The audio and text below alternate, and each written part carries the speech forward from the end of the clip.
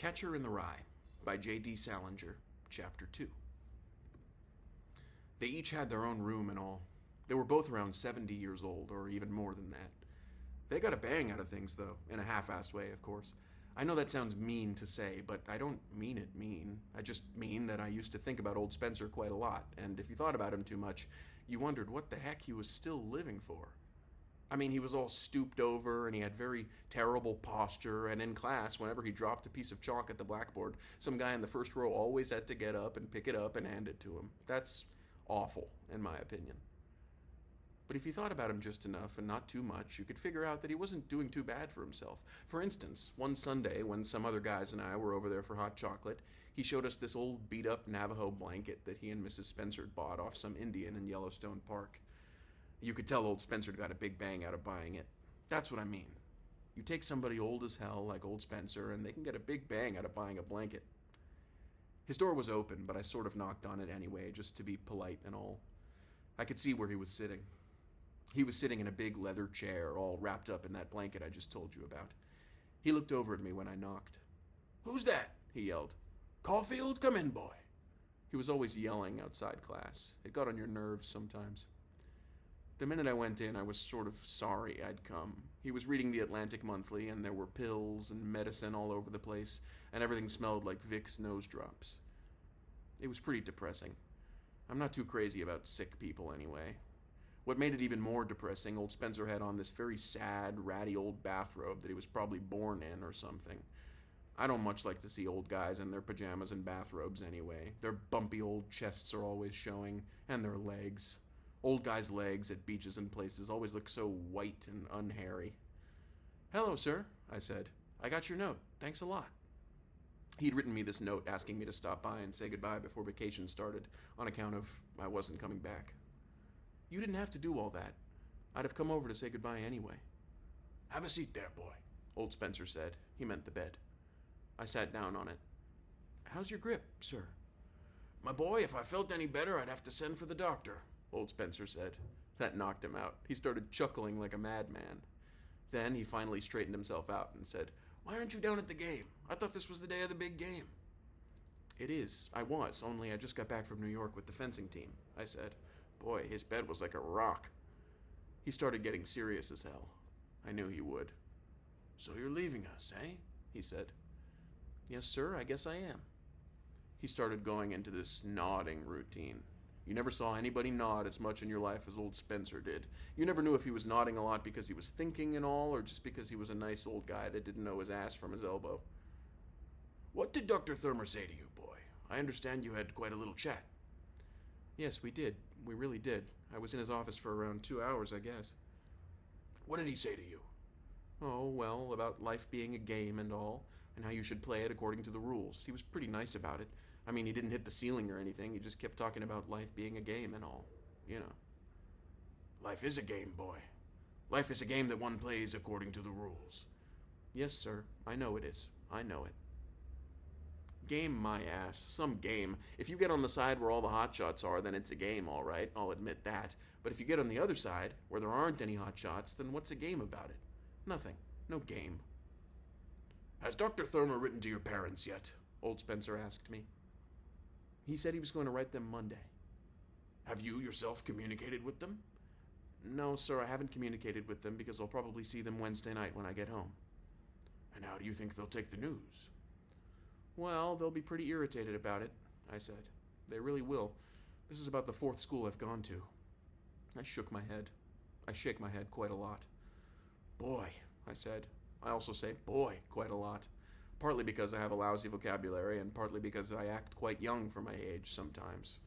I was 16 then, and I'm 17 now, and sometimes I act like I'm about 13. It's really ironical because I'm 6'2.5", and I have gray hair. I really do. The one side of my head, the right side, is full of millions of little gray hairs. I've had them ever since I was a kid. And yet I still act sometimes like I was only about 12. Everyone says that, especially my father. It's partly true, too, but it isn't all true. People always think something's all true. I don't give a damn, except that I get bored sometimes when people tell me to act my age. Sometimes I act a lot older than I am, I really do, but people never notice it. People never notice anything. Old Spencer started nodding again. He also started picking his nose. He made out like he was only pinching it, but he was really getting the old thumb right in there. I guess he thought it was all right to do because it was only me that was in the room. I didn't care, except that it's pretty disgusting to watch somebody pick their nose. Then he said, "I had the privilege of meeting your mother and dad when they had their little chat with Dr. Thurmer some weeks ago. They're grand people." "Yes, they are. They're very nice." Grand. That's a word I really hate. It's phony. I could puke every time I hear it. Then, all of a sudden, old Spencer looked like he had something very good, something sharp as a tack, to say to me. He sat up more in his chair and sort of moved around. It was a false alarm, though. All he did was lift the Atlantic Monthly off his lap and try to chuck it on the bed next to me. He missed.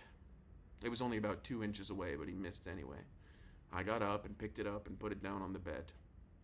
All of a sudden, then, I wanted to get the hell out of the room. I could feel a terrific lecture coming on. I didn't mind the idea so much, but I didn't feel like being lectured to and smell Vic's nose drops and look at old Spencer in his pajamas and bathrobe all at the same time. I really didn't. It started all right. "What's the matter with you, boy?" old Spencer said. He said it pretty tough, too, for him. "How many subjects did you carry this term?" 5, sir. 5. And how many are you failing in?" 4. I moved my ass a little bit on the bed. It was the hardest bed I ever sat on. "I passed English all right," I said, "because I had all that Beowulf and Lord Randall my son stuff when I was at the Wooten School. I mean, I didn't have to do any work in English at all hardly, except write compositions once in a while." He wasn't even listening. He hardly ever listened to you when you said something. "I flunked you in history because you knew absolutely nothing." "I know that, sir. Boy, I know it. You couldn't help it." "Absolutely nothing," he said over again. That's something that drives me crazy, when people say something twice that way after you admit it the first time. Then he said it 3 times. "But absolutely nothing. I doubt very much if you opened your textbook once, even the whole term. Did you? Tell the truth, boy." "Well, I sort of glanced at it a few times," I told him. I didn't want to hurt his feelings. He was mad about history. "You glanced through it, eh?" he said, very sarcastic. "Your, exam paper is over there on top of my chiffonniere, on top of the pile. Bring it here, please." It was a very dirty trick, but I went over and brought it over to him. I didn't have any alternative or anything. Then I sat down on his cement bed again. Boy, you can't imagine how sorry I was getting that I'd stopped by to say goodbye to him. He started handling my exam paper like it was a turd or something. "We studied the Egyptians from November 4th to December 2nd, he said. "You chose to write about them for the optional essay question. Would you care to hear what you had to say?" "No, sir, not very much," I said. He read it anyway, though. You can't stop a teacher when they want to do something, they just do it. "The Egyptians were an ancient race of Caucasians residing in one of the northern sections of Africa. The latter, as we all know, is the largest continent in the eastern hemisphere." I had to sit there and listen to that crap. It certainly was a dirty trick. "The Egyptians are extremely interesting to us today for various reasons.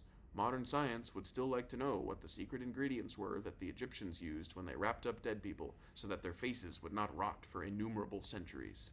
This interesting riddle is still quite a challenge to modern science in the 20th century. He stopped reading and put my paper down. I was beginning to sort of hate him. "Your essay, shall we say, ends there," he said in this very sarcastic voice. You wouldn't think such an old guy would be so sarcastic and all.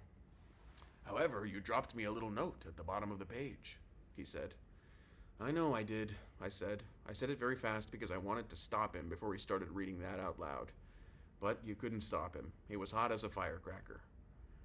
"Dear Mr. Spencer," he read out loud, "that is all I know about the Egyptians. I can't seem to get very interested in them, although your lectures are very interesting.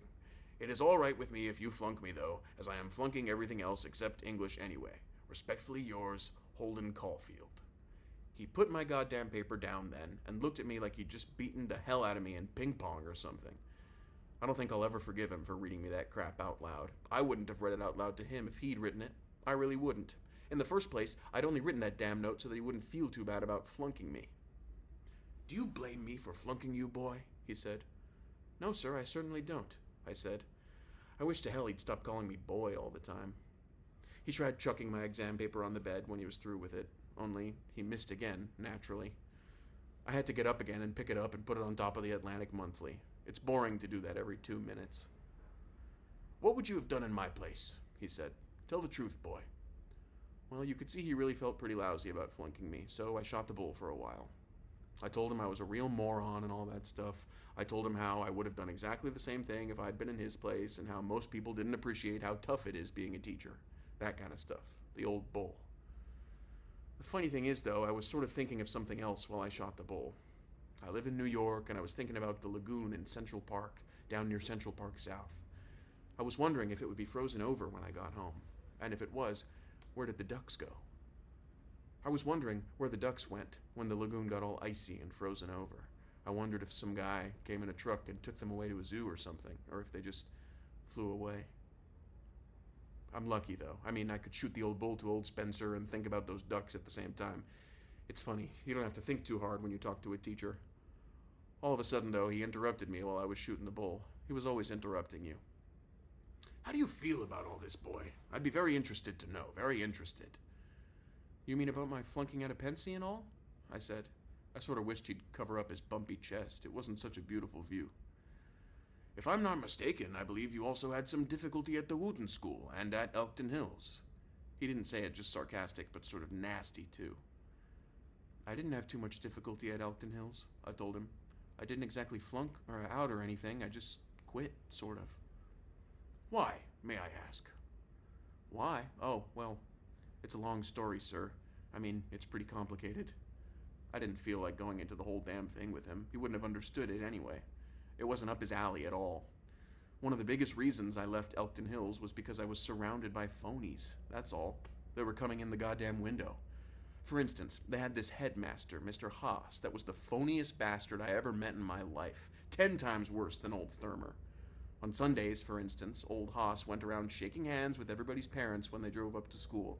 He'd be charming as hell and all, except if some boy had little old funny-looking parents. You should have seen the way he did with my roommate's parents. I mean, if a boy's mother was sort of fat or corny-looking or something, and if somebody's father was one of these guys that wear those suits with very big shoulders and corny black and white shoes, then old Haas would just shake hands with them and give them a phony smile, and then he'd go talk for maybe half an hour with somebody else's parents.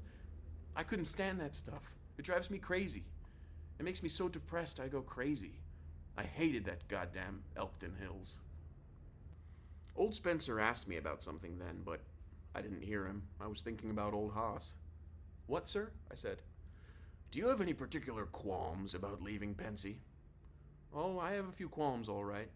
Sure, but not too many. Not yet, anyway. I guess it hasn't really hit me yet. It takes things a while to hit me. All I'm doing right now is thinking about going home Wednesday. I'm a moron. Do you feel absolutely no concern for your future, boy? Oh, I feel some concern for my future, all right. Sure I do. I thought about it for a minute.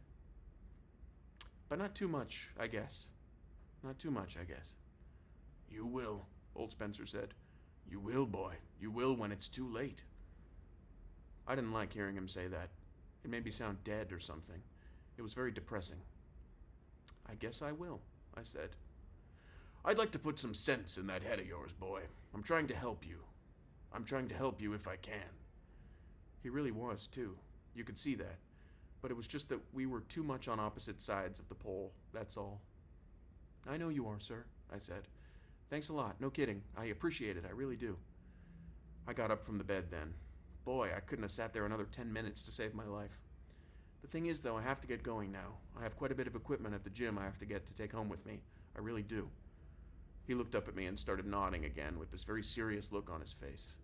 I felt sorry as hell for him all of a sudden, but I just couldn't hang around there any longer, the way we were on opposite sides of the pole, and the way he kept missing the bed whenever he chucked something at it, and his sad old bathrobe with his chest showing, and that grippy smell of Vicks nose drops all over the place.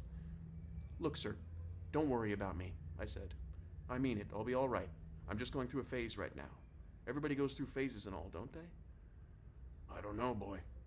I don't know. I hate it when somebody answers that way. Sure they do, I said. I mean it, sir. Please don't worry about me. I sort of put my hand on his shoulder. Okay? I said. Wouldn't you like a cup of hot chocolate before you go? Mrs. Spencer would be... I would, I really would, but the thing is, I have to get going. I have to go right to the gym. Thanks, though. Thanks a lot, sir. Then we shook hands and all that crap. It made me feel sad as hell, though. I'll drop you a line, sir. Take care of your grip now. Goodbye, boy. After I shut the door and started back to the living room, he yelled something at me, but I couldn't exactly hear him. I'm pretty sure he yelled, "Good luck," at me. I hope to hell not. I'd never yell good luck at anybody. It sounds terrible when you think about it.